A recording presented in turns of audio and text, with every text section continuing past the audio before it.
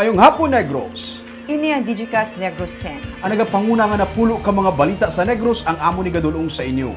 Update niyo kami via Facebook, YouTube, kag sa among website www.digicastnegros.com. Kag sarama kami malantaw sa Kika Channel 11 sa Kabangkalan City, Himamaylan City, kag Banwasang Ilog. Kag yari na ang top 10 nga mga balita sa Negros subong adlaw.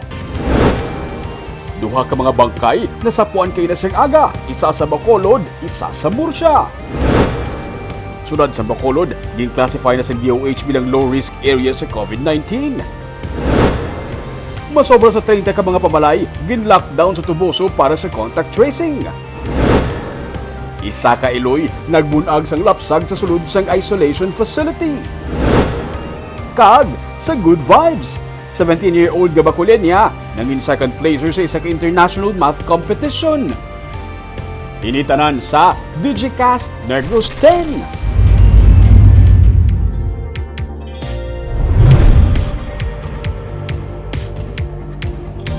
Sa number 10, sa Banwasang Pontevedra, hinablos patay matapos labuon sang iya nga tiyo.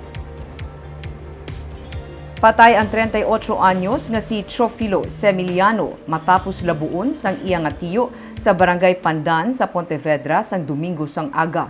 Sa investigasyon sang PNP, ang biktima nagainom lang sa ila sinibalay upod ang iya tiyo nga si Jonito sang hinali na lang magbaisay ang duha. Ginaalegar sang tiyo nga una siya ginlampusan sang bato sang iya hinablos gani ginbalusan niya inilabo sa makapila ka beses. Dead on arrival sa ospital si Chofilo na aresto man sang PNP sa pursuit operation ang tiyo.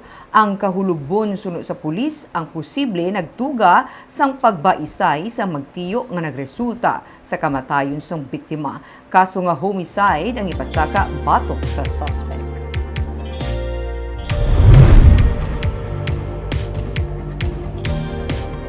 Sa number 9, bangkay sa isa ka lalaki na sapuan sa isa ka kanal sa Himamaylan City. Nasapuan nga naghapa sa kanal kag may madamo nga igo sang bala kag buno ang isa ka lalaki Domingo sang aga sa barangay Mahalang sa syudad sang Himamaylan. Ang biktima kilala nga si Godi Luzano, 30 anyos. Sa investigasyon sa Himamaylan PNP, ginsugat sa iya sini nga balay si Luzano sang Sabado sang gabi kag wala na ini makapauli pa. Nasapuan na lang nga wala na sang kabuhi si Luzano pagkasunod nga adlaw. Posible tuman ang kainit sang sospek suno sa pulis bangod sa siyam kaigo sang bala ang iya nga naagom kag may duha pa ka mga buno. May persons of interest na karon ang Himamaylan PNP pero padayon pang ilang investigasyon bangod sa wala pa sa may nakasaksi sang insidente.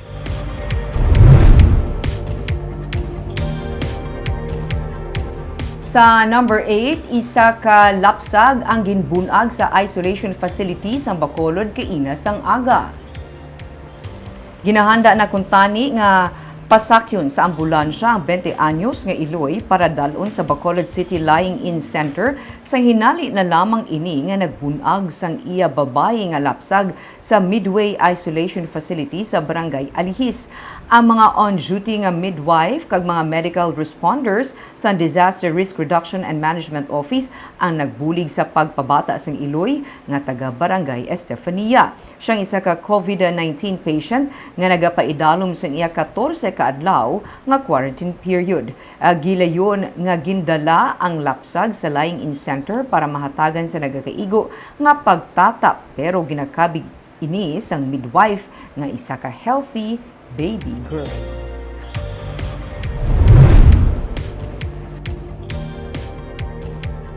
Sa number 7, probinsya sang Cebu ang nag-require na sa karon sang letter of acceptance gikan sa mga local government units sa mga overseas Filipino workers kag sa mga returning overseas Filipinos.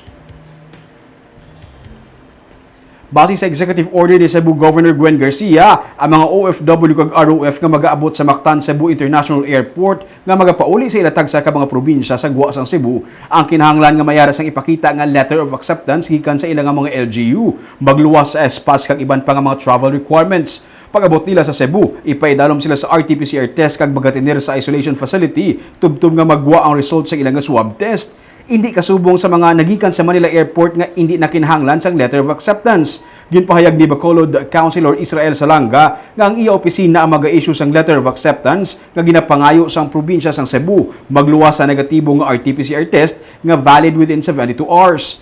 Sa ila pag-abot sa Bacolod, kinahanglan nila sa gihapon nga tapuson ang 14-day home quarantine apesar sang negatibo nga swab test result. Gamin man sila nga nabudlayan sila tungod limited ang ilang mga quarantine facilities na sa nagainabot ng mga OFW and ROF. So tanan niya concern gina-require nila i-provide it naton. But one thing na very important nga dapat natandaan is that dapat valid ang 72 hours sila nga swab sa gihapon.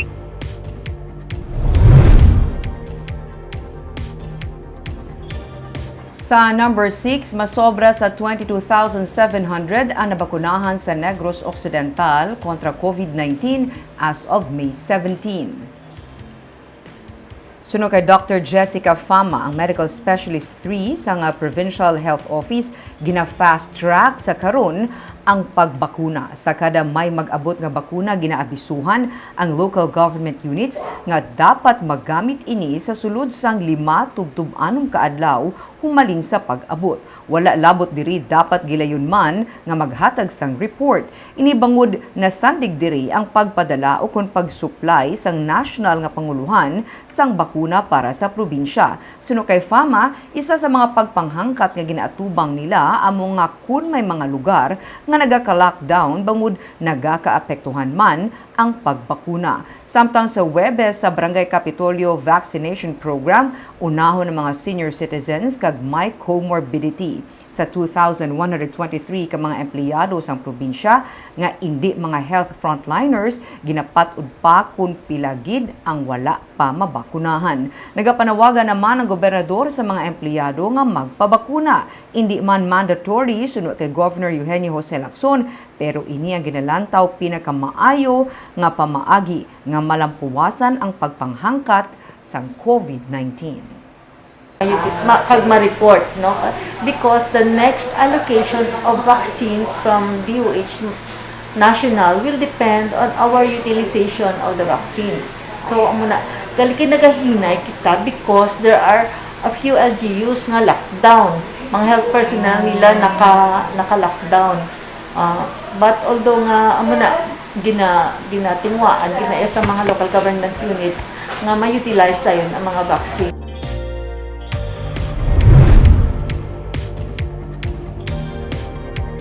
Sa number 5, dugang pagid nga mga bakuna nag-abot sa Bacolod Silay Airport kay nasang aga.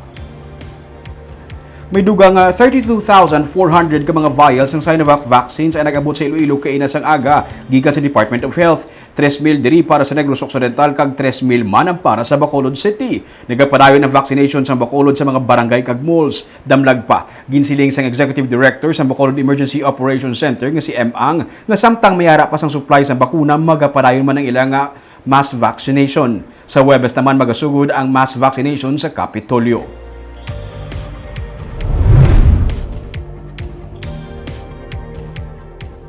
Sa number 4, 32 ka mga puluyan sa Crossing Danao sa Barangay San Jose sa Tuboso ang ginpaidalom sa granular lockdown.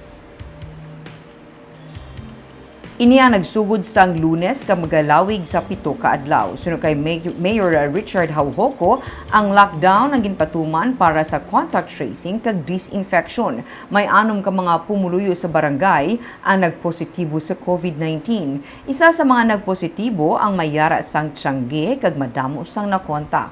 Ginhatagan naman sang food packs ang mga apektado nga pumuluyo. Nag-decide na lang kami nga i-lockdown siya para gid nga kung sa kwanta, hindi na lang din maglala kay pamagita herd immunity abi.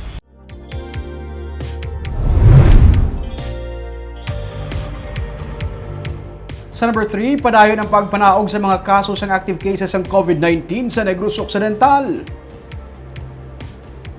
1,589 sa karon ang active COVID-19 cases as of May 17. Kung tani suno sa gobernador, tayuyo na ini nga magapanaog. Gin-classify na sang Department of Health ang Negros Occidental nga low-risk area. Samtang wala pa man sa gihapon sang abiso gikan sa National Interagency Task Force kun bala, ginaprubahan ang 7 ka adlaw nga moratorium sa biyahe sa tunga sang Negros kag Panay nga damlag pa ginhingyo sang Iloilo. Suno kay Iloilo City Mayor Jerry Treñas, madasig ang paglapta karon sang COVID-19 sa Iloilo. Nagapati ang gobernador nga kun maaprubahan gid man ini ang non-essential travel man lamang ang maapektuhan bangod tayuyon man sa gihapon nga ang na-classify bilang essential travel.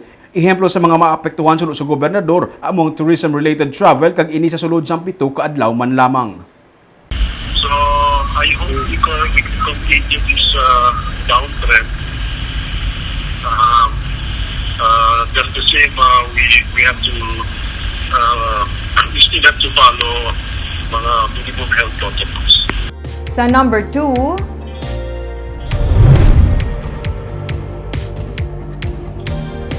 Bacolod City kag Negros Occidental ang gin-classify bilang low-risk areas sa Department of Health. Ini kasunod sang pagnubo sang kaso sang COVID-19 sa tinalikdan nga duha ka semana. Base sa reports ng DOH Western Visayas, kung sadto anay moderate risk, nangin low risk na lamang karon ang Bacolod kag Negros Occidental, bangod hindi natuman kadako sa pagsaka sa mga kaso kung ikumparar sa nagligad nga 3 tubtub 4 ka semana. Kasubong man ang mga probinsya sang Antique kag Capiz. Moderate risk naman ang probinsya sang Aklan, Iloilo kag Iloilo City. Samtang high risk naman ang probinsya sang Guimaras. Pero nagapanugyan ng DOH sa mga local government units sa mga low-risk areas nga hindi magkumpiyansa kag ipabilin nga istrikto ang pagpatuman sang local health protocols. Ilabi na nga nagbalik na ang mga social gatherings. And of course, no, subong April, May is our month sa mga festivals and fiestas. So, hindi gid iwasan nga may ara gadya gathering sa aton nga mga bisan sa mga balay-balay lang or sa mga barangay-barangay. So we encourage our LGUs no to assist no ang aton pag-implement sa aton nga mga minimum public health standards, and of course ang aton nga pag prohibit sa aton nga mass gatherings or social gatherings naton. Kag sa numero 1 sa mga balita subong nga adlaw.